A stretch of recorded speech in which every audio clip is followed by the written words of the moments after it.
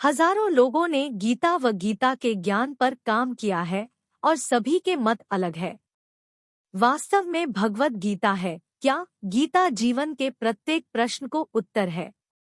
गीता इसलिए बनाई गई ताकि हम अपना जीवन बिना कष्टों के बिताएं, लेकिन भारतवर्ष के बच्चे भटकाव की स्थिति से गुजर रहे हैं और गीता जैसा ग्रंथ जो सही जीवन जीने की तरफ प्रेरित करता है, ना ही हम न ही हमारे बच्चे गीता के आदर्शों का पालन कर रहे हैं, यह चिंता का विषय है।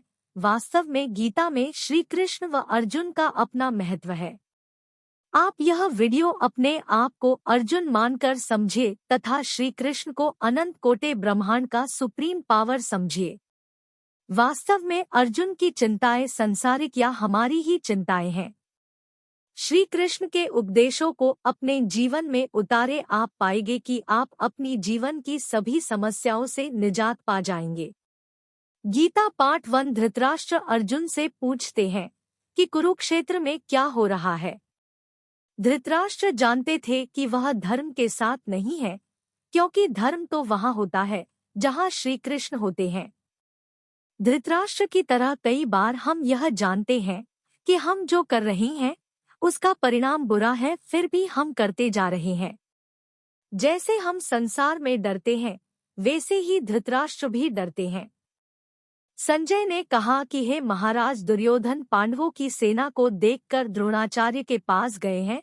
संजय केवल आंखों देखा हाल बता रहे थे। कुरुक्षेत्र की सेना एक चक्रव्यूह में खड़ी है।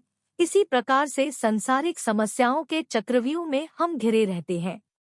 चाहे शत्रु हो या कोई समस्या हमारे जीवन में हो, हमें उससे भली भांति परिचित होना चाहिए। शत्रु से लड़ने से पूर्व हमें दुर्योधन की तरह प्लानिंग कर लेनी चाहिए। मित्रों, जैसे हम आज के युग में रिस्क का आकलन करते हैं, वैसे ही दुर्योधन भी पांडवों की सेना को देखकर आकलन कर रहा है।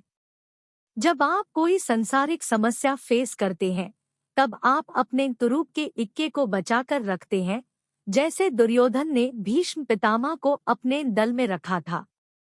भीष्म पितामह के हारने का मतलब था कि युद्ध को हार जाना, लेकिन भीष्म पितामह के होने का मतलब था कि तुम युद्ध हार नहीं सकते।